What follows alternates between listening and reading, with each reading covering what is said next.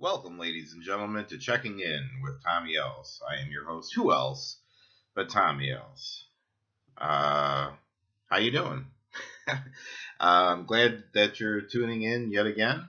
And tonight's a very special guest. And while all of my guests are special guests, this one is potentially the most special guest because it is someone I've known his entire life. He is not only my best friend, but he is literally, biologically, my brother. And I am very excited to have him on the show. He and I don't get enough time just to talk in general, so this was an opportunity for us to just kind of talk in general and get to see each other a little bit. He lives out in Portland. He's married just about 2 years or so, and has a newborn baby, my niece, Charlie. And I'm so proud of him, and I'm very excited and very honored to have him on the show.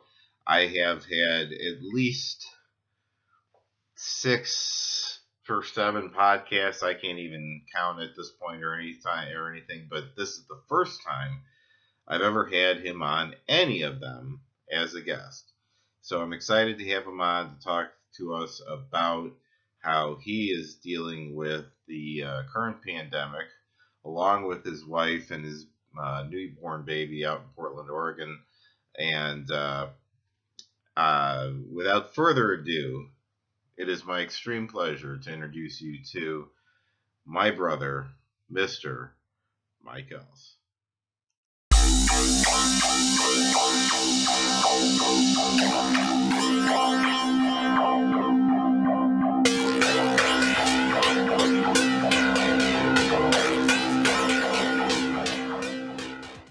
All right, ladies and gentlemen, here I am with none other than my brother coming to us from Portland, Oregon. Oregon. Mr. Mike Else. Is that a point of contention out there? Is it not supposed to be pronounced Oregon? It's Oregon. It's the equivalent to saying Illinois. Okay, yeah, I don't like that. Where you're just like, no, man.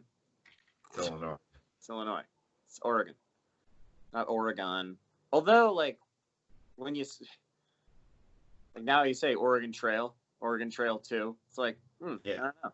Pretty sure it's Oregon Trail and Oregon Trail 2. Pretty sure that's what those games are. Maybe that's just specific to those video games then. So like that's the exception. Yeah. But otherwise, in any other circumstance, do not fucking call it that. All right. Well, I'll remember that if I ever make it out there finally. Is this a censored broadcast? No. Say how anything that you feel helps emphasize your point, man. Right. I won't be emphasizing anything. It'll just take less effort to say things. All right. Well, so starting out, how are you out there, man? So you're just to give people a little background. You are married. What are you, 2.5 years now into it? 1.5 years. 1.5 years. Oh wow. And you just had a baby back in February. Yeah, I didn't. Well, no. But now we have a baby. Yeah. So how are y'all holding up? I mean, I know, but for the people watching. We are about as lucky as you can get.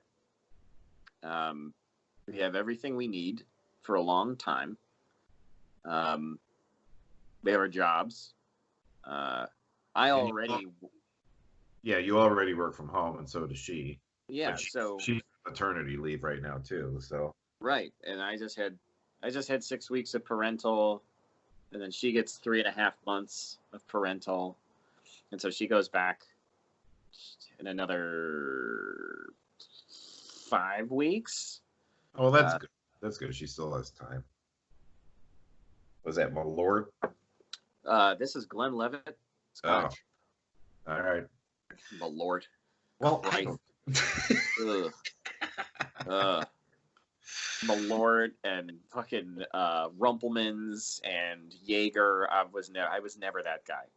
Yeah, I couldn't do Jaeger. Never that guy. So let's talk about a few things here. All right, first off, I want to talk about geographically speaking. You're in Portland right now, and how would you say what's the temperature of concern out in Portland right now compared to some of the bigger hotspots in the country like New York, LA, and things like that? Like, where do you feel like you guys kind of fall on the spectrum of panic? So low. Low, but people are taking it seriously.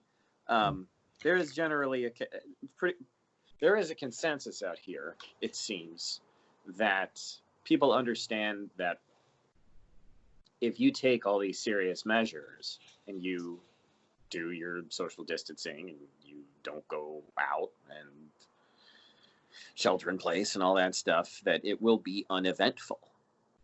Yeah. There isn't a difference to notice, and that's the point. Right. Whereas if you continue to do things, then it's fucking mayhem. Now, there's a couple things.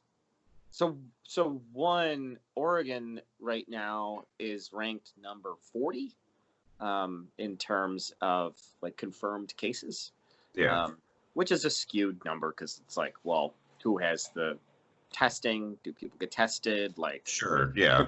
Confirmed means they got tested, and there's a whole. That's like a tip of the iceberg. There's a whole other set of data. There's so many variables in it that it's hard to account for anything to be told. Right. Yeah. It's the best we got. But yeah, it doesn't tell the whole story at all. Now per capita, I don't know. It's been a while since I looked at per capita, but in the whole of Oregon, there's something like 2,000 confirmed cases, and in Portland, the Portland population is like 830,000, 840,000. Yeah. So we're looking pretty good, all things considered, and people take it seriously. Like, people take it really seriously. A good example. There's a grocery store about a mile or so away from our house that we like to go to. It's a little chain. It's a West Coast thing called New Seasons. It's basically if you took a Trader Joe's and then just put Whole Food shit in it instead. Okay. It's the same size, but then it has like all the like. Right. Do you want pink Himalayan salt for $75? Yeah. Or there's the regular salt. Got it. Yeah. Yeah, they've got that, but they've got the normal stuff too. We drove past because we'll like go on drives. We drove past and they have like a tented like line that wraps around the building, and people you like everybody stands in their own tent, or it's like two people to a tent or something, and everybody's wearing masks. They won't let you in unless you're wearing a mask, and they won't let more than 12 people in the store at a time. Okay. And so it's shit like that. It's like they're being serious. They've closed down all the state parks, which is a bummer because that's what you do out here. Like, when you want to go have a nice day, you go and do that. And so, Emma and I will like go on drive. We went on the drive earlier today, which was nice, and roll the windows down. The weather's good. It's 67 right now. The sun was out. Yeah, but we've had a really excellent day here too. Will you guys go for? Will you guys willing to go for a walk, or do you feel more comfortable staying in the cat.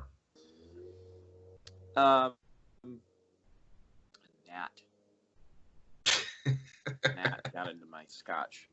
Man, I've been known to circumcise a gnat. Wait a minute. Bug, gnat. There's some sort of similarity there. We'll get out. Sorry. That one's for Mark Bodner. We'll get out of the car. We'll walk around like our neighborhood, because we're like equivalent to Chicago. We're in like distance wise, we're in like Rogers Park. Okay. But neighborhood wise, we're in like Oak Park. Okay. And so it's houses. It's all houses. It's not the most scenic area to just kind of go out and walk around and I out. mean, it's Oregon, so I mean, comparatively, no, I'm not walking through the Columbia River Gorge, but I'm Yeah, also not walking down a strip mall. Like it's there, yeah, everybody's garden and trees are I mean, like here, take a look. Like there's yeah. light and interesting colors and things, and the grass is green and my weeds are coming in real nice, and uh, so it's like Nice this. It's like this, like everywhere. But backyard. so we can walk around and it's nice, but even then, it's like there's a lot of people. There's But people walking around. do you feel comfortable being out? Like, are you guys when you if you were to go out for a walk, would you be wearing a mask? Um, Emma prefers to have them. I get it. I used to be very Protestant, Protestant about it. Um, but I'm just kind of realized like it's not the hill to die on. It's Yeah, it's not worth the fight. Yeah. no, and it's like if it's what is it? It's an act of precaution. Right. What am I gonna? Well, I kind of got to the point where I don't have a problem going out and going on walks without the mask.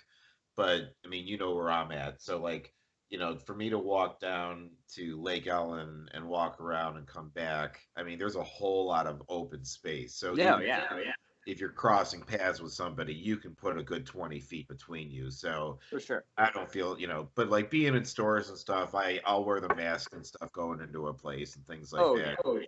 So, I was a little apprehensive about it at first, and then I just started feeling like an asshole because I felt like I was the only one not wearing one. So then I was like, all right, well, I've got them, so I may as well wear them. So I don't want to be that guy. So I just started wearing my mask. But like if I, yeah, but but if I go for my walk though, I don't really feel like, it's you're not. I mean, today was a little. I went for a walk down to the lake today, and it was a little busier just because we really had the first nice day in a while. So it was like 62 degrees here. So there were a lot of people out. But I mean, everybody. I mean, everybody. I think is there are a lot of people wearing masks, and there's a lot of people who are, making sure that they get to the other side of the street or whatever. So at least they're doing their part too.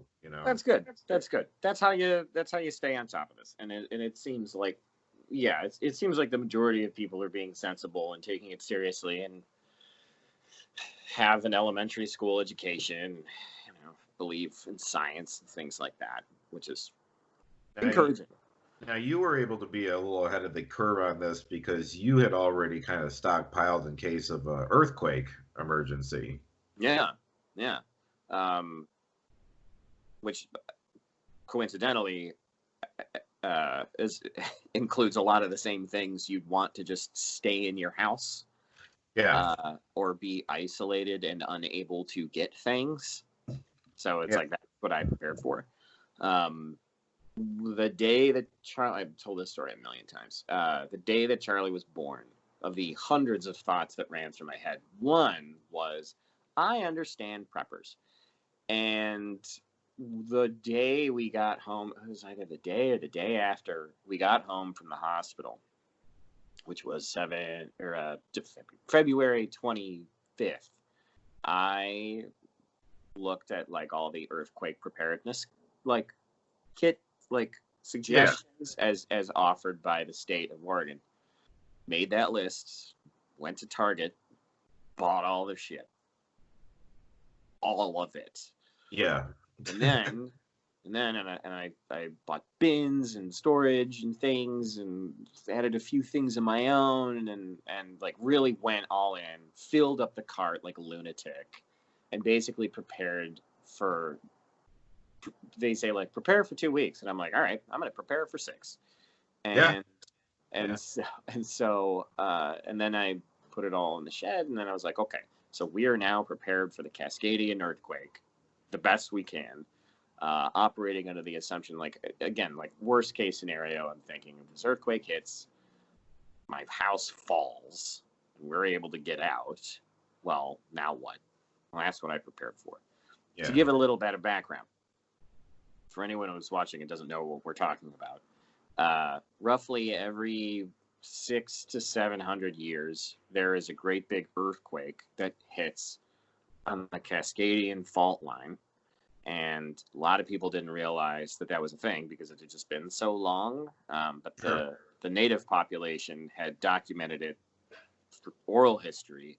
And when asked about it, they're like, oh, yeah, no, we're like a good 50 years overdue for a devastating earthquake. Roughly, what they figured out would be about an 8.0 on the Richter scale, which compared to compare. And I've heard this talked about before as well. So yeah, and and that was the size of what hit Fukushima, and then wiped out. That killed like 30,000 people. So just want to prepare for that. And so we did. Then this COVID stuff started really taking hold. Nail your house down or something too as part of that precaution. No, I mean this house you really can't do it because basically the basement and the foundation, half the house just sits on a slab of concrete, and then the other half has a basement and is like actually has like a foundation it's rooted to. So even if you bolted that, you'd only bolt like half the house, and it's not something you can like do. Some of it will help. It's like it's all or nothing. Right. You're either wearing your seatbelt or you're not. Like, that's kind of how it is. So I didn't interrupt you. Go ahead. What you were saying, though. We did look into it. We had people come and like I remember you talking about it. That's why I thought you did. So yeah. So no, we don't have that, unfortunately. So yeah, prepared for that, and then like a couple days later, I'm like looking at the thing, I'm like, the fuck is going on? And then I was like reading up on COVID, and I'm like, okay, here's another pandemic.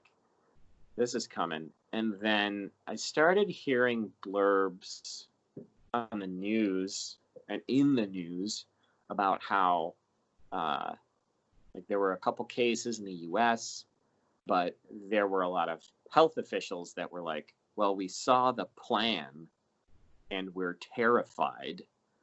And this is like late February. They're like, we don't know, like we're grossly ill prepared for this. This is going to get really bad.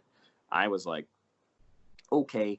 And I took the same list, that same list of stuff that I went to Target and got, dusted off the like coffee and yogurt and shit that's all over it, went right back to Target and bought all the same shit. And then, basically had redundancy in both the shed and the basement. So let me ask you this. This is going to be one of my questions for you. About a month ago or so, you and I got on the phone and talked because you kind of wanted to make sure that I was up to speed on the reality of what was going on so that I was taking proper precautions, which I'm very appreciative of. And, and I told McCamus this when I interviewed him. I'm like, the kid had slides, he, had a whole presentation and everything, and browser windows. Yeah, it was like I was, just you were like, let's jump on a video call and talk about it. I was like, okay. Now next thing, it's like, okay, slide number 1. Here's where the projection is. So let me ask you, with all of the information that's going around, as far as all of the information for that matter. I mean, like, where are you getting, what are your sources that you trust that you are getting your information from? Because you were showing me projections that, as far as I could tell, have been consistent. Am I wrong? Yeah. No, that's correct. Yeah. Okay. So you've found something that has been accurate and consistent. Where are you getting your information from? So I'm a numbers guy. Everything else is, there's a great Chris Rock quote from an episode of Comedians in Cars with Jerry Seinfeld. He says, there's math, and then everything else is debatable. Which is absolutely right. Like, that's absolutely, I thought it was a great line. That is, that's a good way to describe how I look at things and how I make decisions. What people say involves trust, which is subjective. Well, the information that I look at comes from the World Health Organization, the Center for Disease Control in the U.S., and then the European equivalent. That encompasses all of the EU, the European Union. And between those three, I mean, that is a literal triangulation of data. And there's very little. Would you say their information intersects with one another, or do you find that they are coming up with different results and you're kind of taking an average of them? The results are always the same. The suggestions are always a little different. Okay.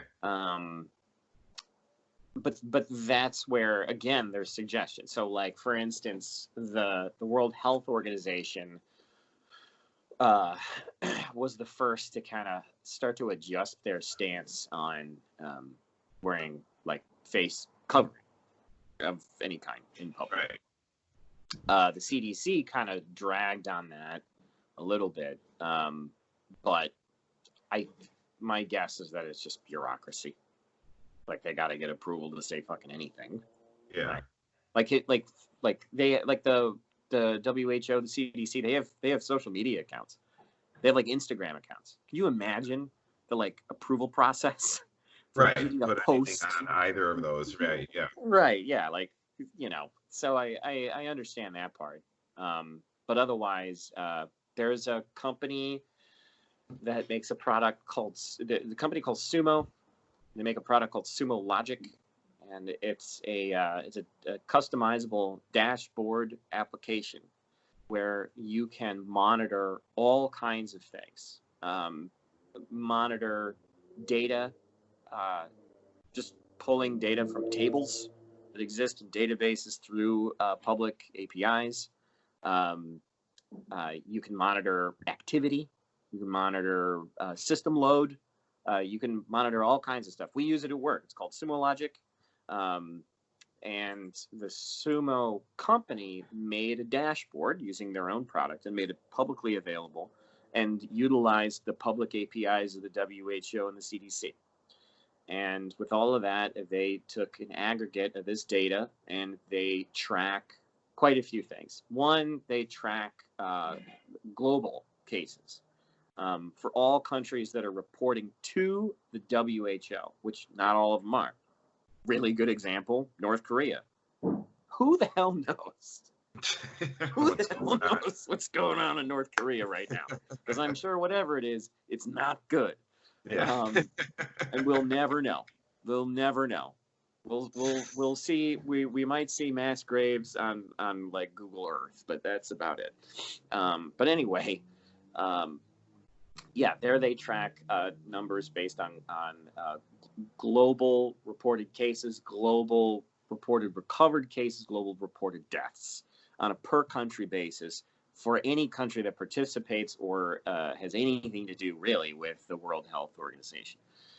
Then, which is the one that I look at primarily, is a dashboard specifically for the United States. And that is both numbers coming from the World Health Organization, but also the CDC. So they're able to kind of check, one against the other. Now, I don't know exactly how they, how the dashboard settles a discrepancy.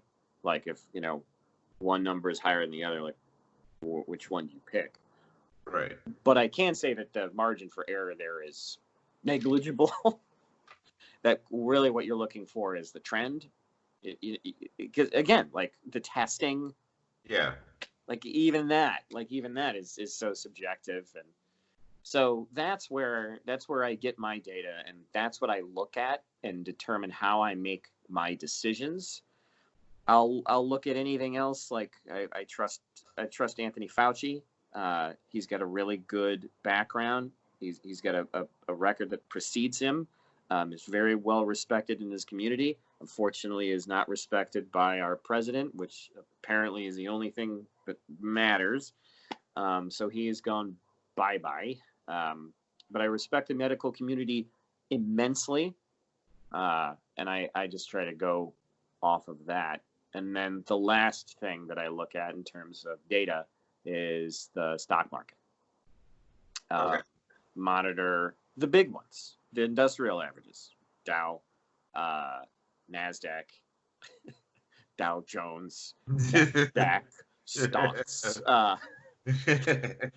say Helsinki. And then also the and then the S&P 500, and then the big ones and then the other big ones like that you can look at, be like, okay, this is basically any ticker that you can monitor, that be like, okay, this gives you a good pulse on what the economy is doing.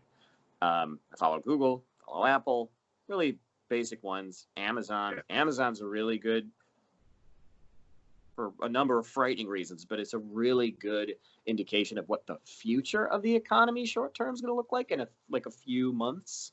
Yeah. Whatever you see Amazon doing is what, like, kind of how something's going to rebound. Going on, yeah. Yeah. Well, because they're literally ahead of the curve. Like, yeah. They're the reason. They're a big reason that we will see a curve happen. Yeah. And then I also, and then I'll follow, like Zoom, ZM on the ticker, not ZOOM.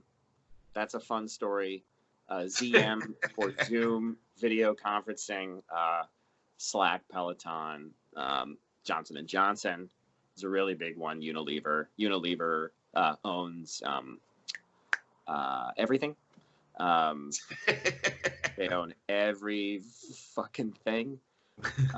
So yeah, I look at the stocks, WHO, CDC, and I just look at the numbers and see what the hell's going on. And you compare all those things together, and it gives you an accurate picture that is not colored by people being like, well, that's not what he meant. Like, right. Yeah.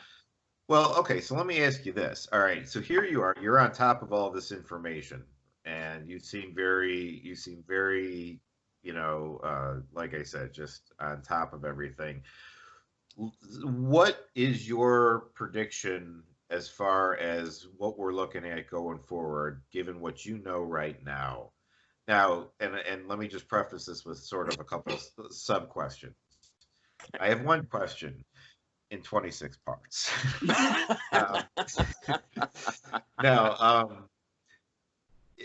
Like, okay, so what I'm kind of shooting here for is, how long do you think we're looking at before we get back to any semblance of what maybe once was, or maybe even just the new version of what will be? Okay. And do you think it's better for the economy for us to get back to work sooner, or to wait this thing out until we are biologically as clear as possible of this thing? So, what was the first question?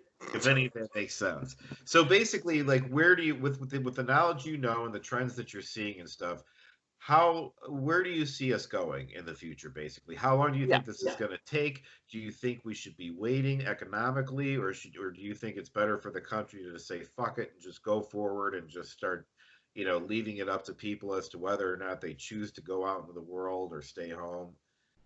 Or do you think like this total lockdown across the board is best across states, and regardless, like you said, your state is relative to most others on the lower end of the spectrum as far as actual, problems. But there's the thought that if you open up certain states, then other people may either go there, or there's that you're defeating the purpose of all the lockdowns going on and stuff. I know this is probably more, I'm convoluting this more than I know. No, I got you. Well, so I apologize for the loud. There's a road over there. You should be sorry for that. So, all right. So, where is this thing going? Let's start there. Where is this thing going? Where do you see us in 3 months? Worse. Significantly worse. Significantly worse than we are now. July. Let's say mid to late July. Where do you think we are? Bad?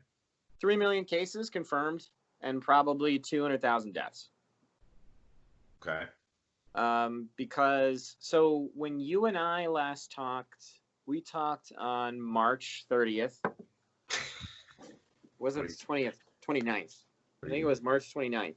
And today is April 26th. So it's just shy of a month. When you and I talked, there was 140,000 cases.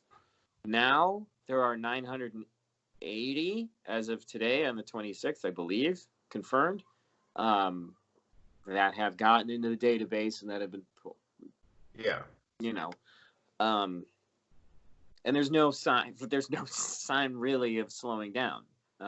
Some cities will say like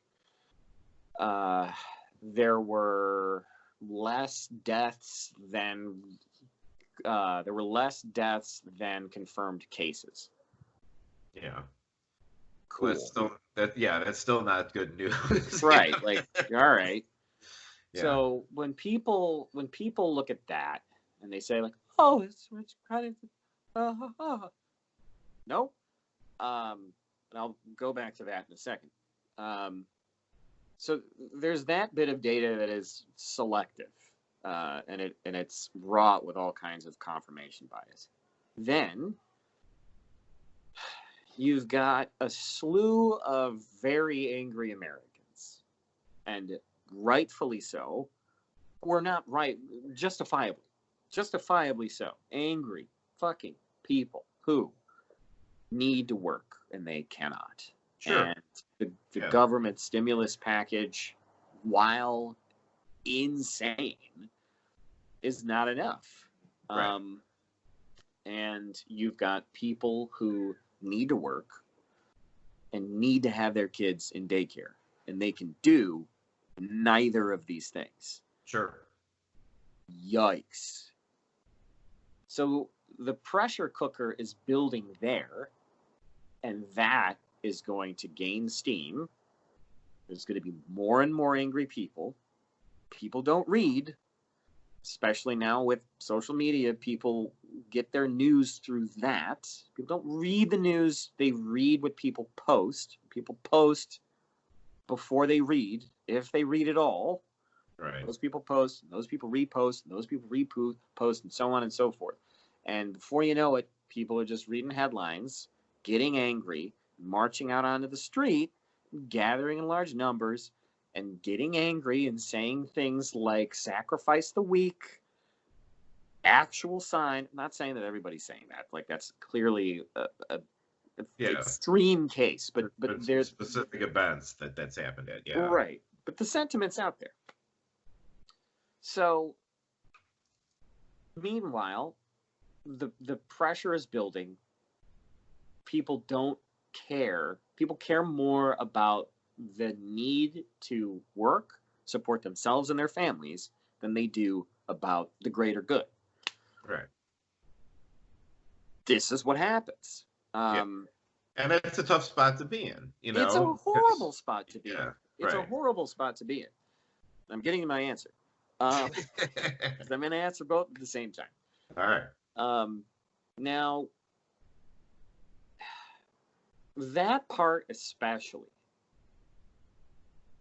you've got a skew of data and people looking for confirmation of an assumption that they have, and taking bits and pieces of it and putting together some narrative that confirms, like, hey, things are getting better, so that I can go back to work, get my kids back in daycare, and carry on as usual, which is really dangerous. The reason that it's so dangerous is that the U.S., in comparison to most of the developed world, is really bad at two things. One, education. And two, is social welfare. Well, this pandemic happened to hit us right in the groin between these two thighs, like square right where it hits the worst. And you can see it in the data. 940,000 confirmed cases. We have more confirmed cases than the next 4 countries combined, and they have more testing per capita Yeah. Yikes. So it's really bad. So as bad as it sounds, it's actually worse, and we just don't know the true numbers of it. Right. We'll know in 5 years. Now, so with all that said, do I think people should just go back to work? I think we're fucked no matter what we do. You just got to pick which fucked you are. Right. Now, I will say, I think people should go back to work and they should fling the doors back open when we have a plan, when we have a ubiquity of testing, when anybody can go get tested whenever they want, Yeah. when we have an understanding as to who is more susceptible, which we're getting a lot more. People who are diabetic and people who are grossly obese and people who smoke are the most susceptible, which the U.S. has most of those people. That's one of the problems. Yeah. That's we're not a nation of champion. No, we're not set up. The epitome of good health by any means. So No, we're already fighting an uphill battle to begin with. So oh yeah, oh yeah. So I don't know, man. I think that is, I think once testing becomes more ubiquitous, they get a handle, an understanding of the people that get it and are asymptomatic, like they never show symptoms, they never get sick. Why? Right. Like, right. why is that the case? And yeah. what is it about you that makes you so special? Right. I know that there have been, dabbles of studies based on blood type, but until it's not enough to know for sure anything right now, though. Yeah, we'll have. So if we fling the doors back open now and everybody gets back to work, it's because we delayed it, not because we prevented it. And this wave will get much worse. And I think that the pressure will end in some kind of capitulation, because it will become a political and partisan issue, and then someone's going to lose, and it's going to fall apart. And it's going to fall apart because people are going to go back. Everybody's going to get sick all at the same time. And then they're going to flood the hospitals just like they are now in New York. And the reason things are happening they are in New York is because everybody's stacked on top of each other. Yeah. I mean, that's inescapable. It's why things spread so quickly in China, because everyone's stacked on top of each other. So I think things are going to get much worse before they get better, like much, much worse. In terms of when do I think some semblance of normalcy will return? 4 months ago, Earth and human civilization, that's never coming back. That's just not coming back the way we remember it. And you know what? And I think that a lot of people are coming to, or having to at least come to terms. I don't know that they are getting there yet, but I think people are having to come to terms with the idea that is going to be the case. That whatever we considered normal before will never be that again. I think the fear in that for people is they don't know what the new norm is going to be. And you can speculate as to just various things and ways that things will be handled, different procedures going forward and stuff like that. But even still, I mean, things as simple as like the good old handshake may go away and things like that. I mean, there's a lot of just, little social things and so much stuff that can change from this entire scenario going forward. And who knows? Handshake is a good example. One thing a friend of mine said that I thought was fairly insightful and a good comparison is air travel, among many other things, but air travel is like the most obvious. There is pre 9/11 air travel and post 9/11 air travel. Yeah. And they are example of world change over one event. Yeah. Oh yeah. Insanely different. Yeah. Now that is isolated to one country, I can tell you for sure. Because like in Japan, they're like, "Welcome to Japan. Yeah. We don't have guns. have a nice time, and that's it. That there's just you walk through. They're very nice. Yeah, immigration in the Asian countries, by the way, is just like, and they don't have any crime. I don't know. Anyway, they're doing something right. Adam McCamus once said it's the yes. So you said the basement, but I couldn't find it yesterday. Where in the basement? It's in the bin with Gibby's painting. Sorry, looking for the next cow. We're very well stocked on booze, also. And also because it's legal, I always grind it up. This was a quarter. Anyway, probably still, it's more than an 8 for sure. It's gonna be a different world. So let me ask you this, because I don't want to keep you too long here, but I want to get through a few more questions here. Right. Here you are in the midst of this whole thing with a newborn baby. All right. I'm obviously one of the easily most susceptible to the effects of this virus. As a newborn baby, a new father, I mean, how are you handling the idea that she's considered, a higher risk than most people? She's actually not considered a higher risk. Oh, really? Children usually, more often than not, exhibit no symptoms at all. Because I would think she hasn't developed enough antibodies or whatever to start being able to. Well, and that's the thing, they don't fully understand that either. All they know is the averages. There have been a few cases of infants that have died from it. There have been a few instances of infants that have died from it. Very few, less than 10 reported. Okay. But so it's not a major. That's not a major concern for you. Specifically for her, no. Okay. Our thing is, there are a lot of people our age that will get it, and it will destroy them.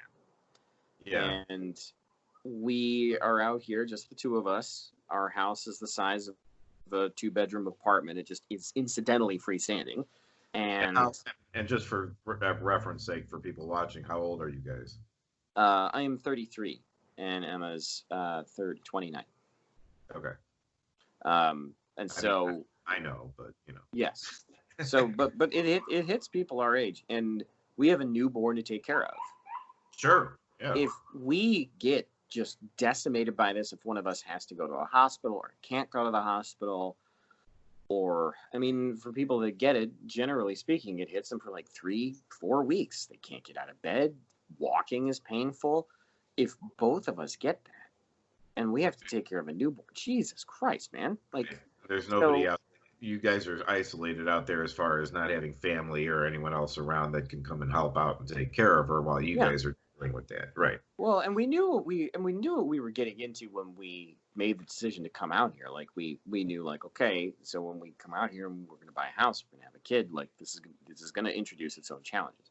We weren't prepared for was a fucking global pandemic, and neither was anyone else. Right. So I don't feel too bad about that. But luckily, very luckily, extremely luckily, in several ways, we have been able to. I'll put it this way: we took Charlie in for her immunizations on this past Thursday, and it was the first time that we stepped foot into a building that wasn't our house in a little over 2 months. Yeah. We're able to do that. Yeah, so you've been staying very isolated. I mean, you're under severe lockdown. Yeah, and we were able to do that, and that's I don't need to say much else. Well, and I've said it several times on this show in general, is in that I'm very lucky that I've been able to transfer my work to being able to do it online, and I too can just stay at home, and I'm not hit nearly as hard because I'm still actually making an income. I have less travel, so it all kind of balances out, and I'm still doing okay. that could change in a heartbeat. But I mean, as of right now, I'm, it's like I almost feel guilty because I know there's so many people that are just totally and royally screwed. I mean, Destroyed. there's Yeah. just nothing they can do about it. So again, I understand why those people are anxious to say, screw it, we want to go back to work. Yeah. But I'm kind of the mind where I feel like, it's better to just wait it out and get this thing secure and locked down. Like you said, not only have the testing, but have some sort of an answer to it if you get tested and you do have it, and it's something severe enough that you can't just ride it out on your own. They need to have a vaccine or something like that. I feel like once we've gotten to that point, then we can start talking about, moving forward a little bit. But even that, as much as we took these little 2 week steps to start isolating everybody, coming out of this is going to have to go the same way. You're going to have to take, small steps to do it. You can open some places up, but they can still only have so many people in it, and then so on and so forth, and build back up to get to wherever we may end up. We may never get back to where we were, but let me ask you about the local Oregon, Portland government, whoever's running things out there. How do you feel that they have handled things? You've suggested that the public in general has handled things very responsibly. How do you feel that your local government is handling it? Ideally. Yeah, you think they're doing a good job? I wouldn't have done anything different, and I don't wonder about any of its decisions.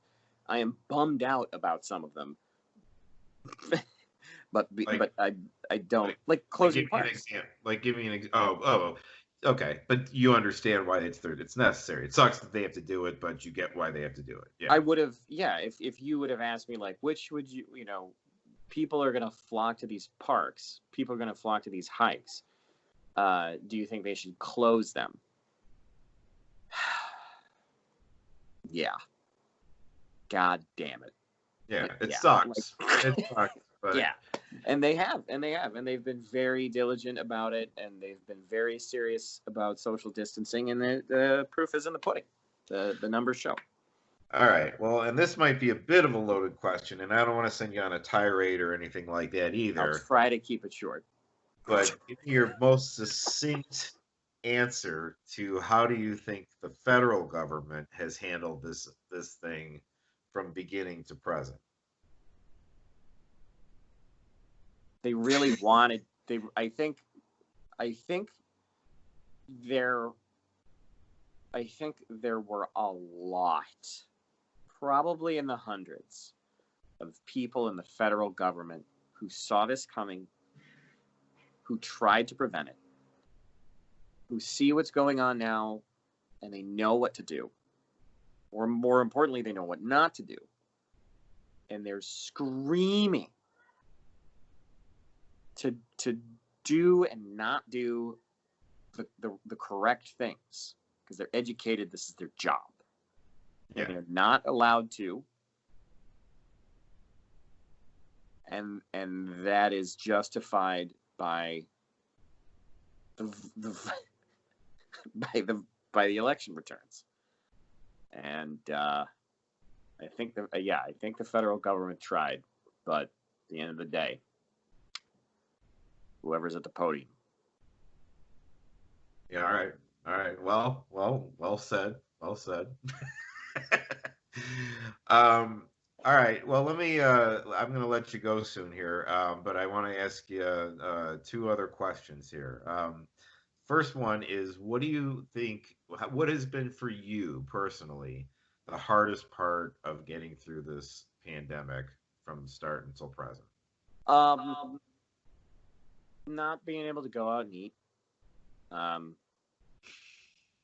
be able to go out and eat. Not be able to go out and like get beer and go to just do my things. Go out and do my things and see I have a bar out here called Leisure. It's my Cheers. Yeah. I know all the bartenders, and now I don't. Yeah. Now I don't. And now, because whenever they open up again, it's going to be a whole different staff, and I'm not going to know them, and it makes me sad. Right. So. No, I talked with my last guest I had on. her answer was it was that having that knee jerk reaction of, hey, we should go do this or we should go do that, and then you realize that you can't go do it. The very things you would use to cope, or the things you that are affected the most. Right. I had helped a couple of people help one of my clients move just a couple of units down in her building. She's got special needs and stuff, and so it was kind of an emergency last second thing we had to do. And so we had done that, and then afterwards, I just had this natural like, "Hey, we should go grab some lunch now," or something like that, and then it was like, "Oh yeah, we can't do that." Like I thought, "Hey, let's go to Denny's or Applebee's or something," and it was like, "No, you can't." So I get that. So my last question then to you would be, what do you think from start to present has been the best thing you've seen come of this? If Charlie, there's any, Charlie. yeah, okay, that was a quick answer. There you go. Yeah, it's an easy one for me personally. Well. I mean, like I know in this time frame for sure, but I mean, of the actual pandemic itself, what would you say if there's any silver lining from the pandemic? What would you say is the best thing you've seen out of this?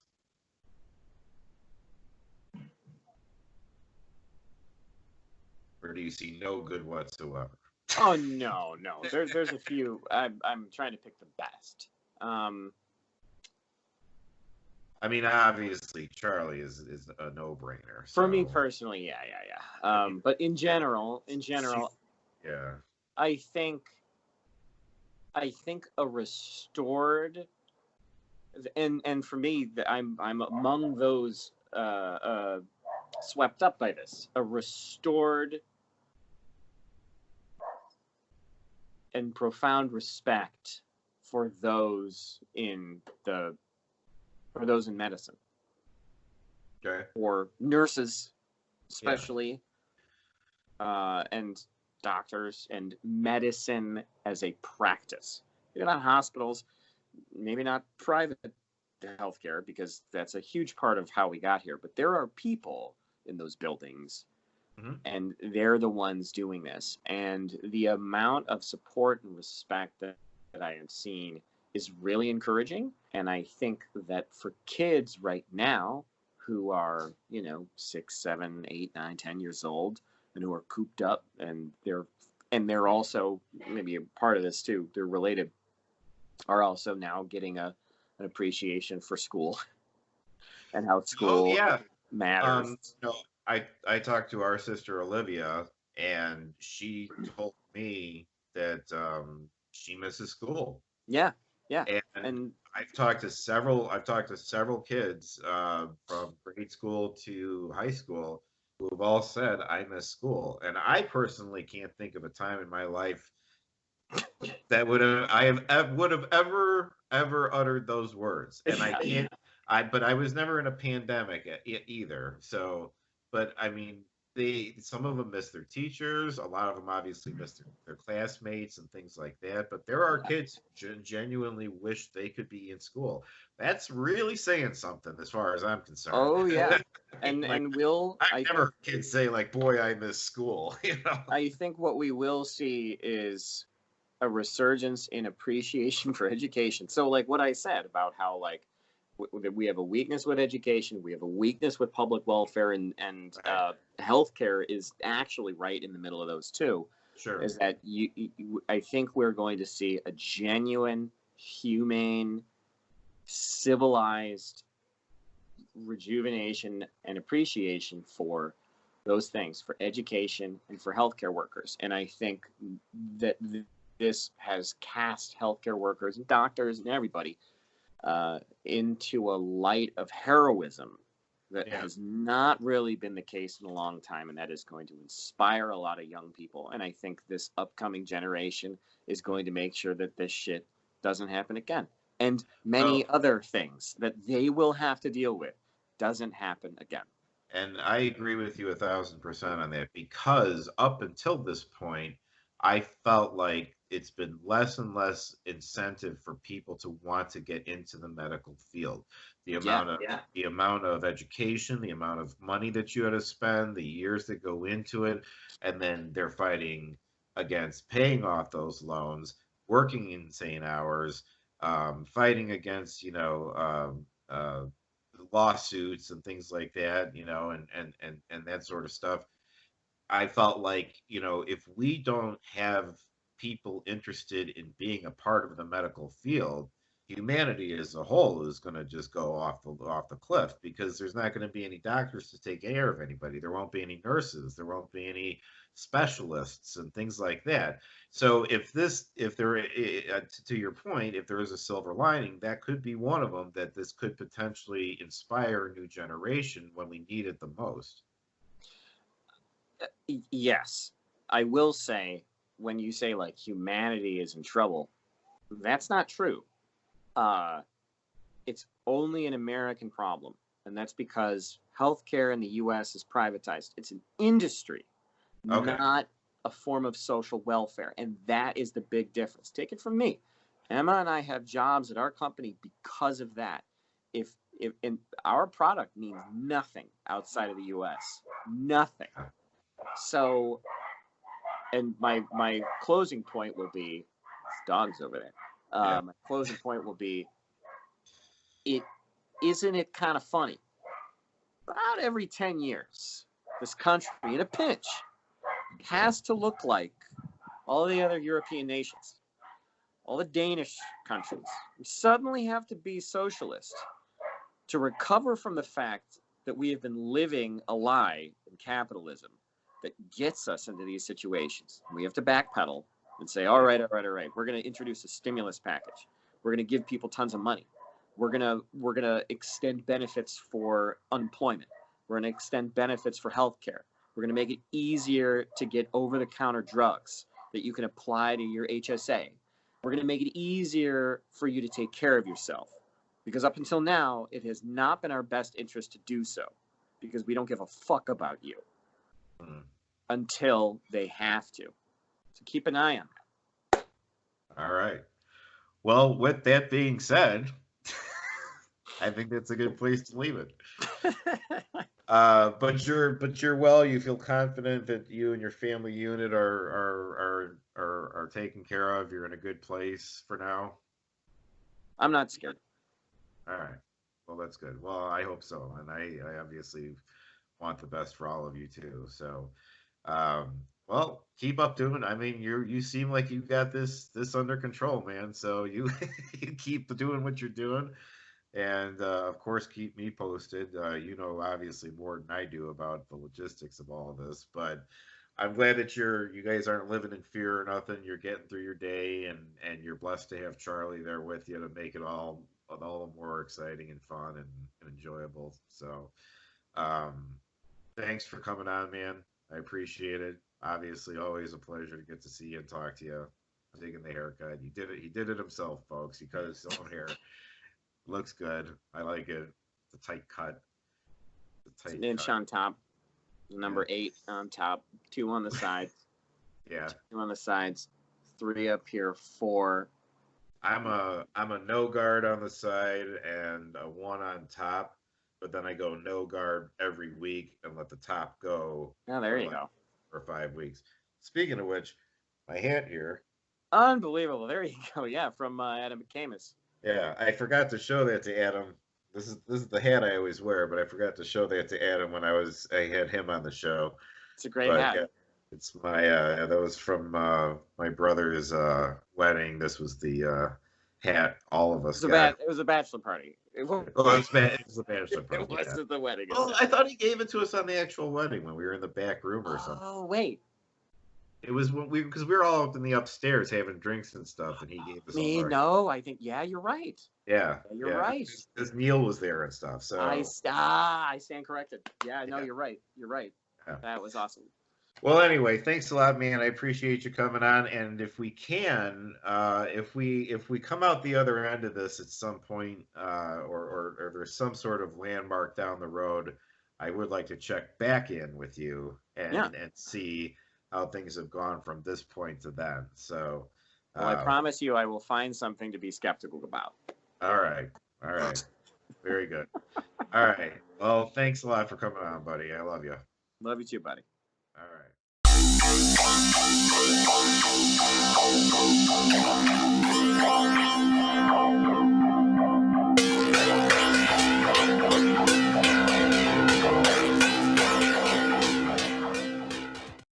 So there you go. That's my interview with my brother, Mike Else. He's a realist more than an optimist. He is someone who is looking at facts and basing his decisions and opinions and feelings on those. For some people, that might be a little tough to listen to. He is not as optimistic as some people are about the outcome of this current situation. And I know people that could scare a little bit.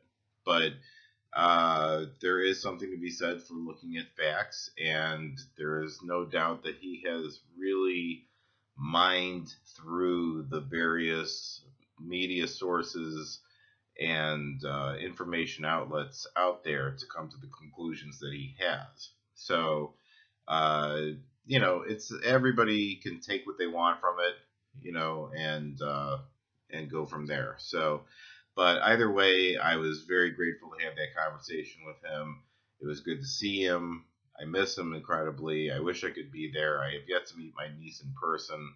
But the pictures I've seen, the video I've seen, and online interactions I've had with her have been incredible. I'm so proud of him. I can never put into words how proud I am of my brother. He's an incredible man. He is someone who I admire, and as his older brother, I look up to.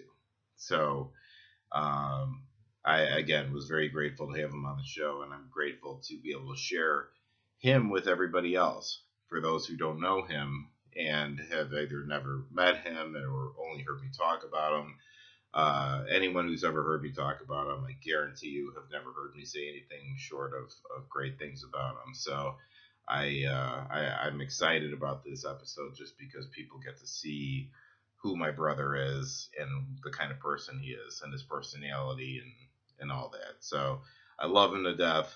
I'm very happy for him. I'm proud of him as a husband and as a father and as a man. So again, I appreciate him coming on the show. And to everybody else out there, thank you for watching. If you have any questions, comments about anything you've seen on this show or any other shows, please, by all means, tweet at me at Tommy_else, or you can hit me up on Facebook at Tommy Else. I'm pretty easy to find, I think.